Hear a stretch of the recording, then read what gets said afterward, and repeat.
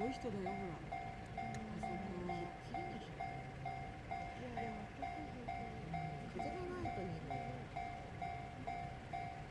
いい感じかもよ。いつきがあってね。天気いいからね。いいわ、階段登らないコースのいいわ。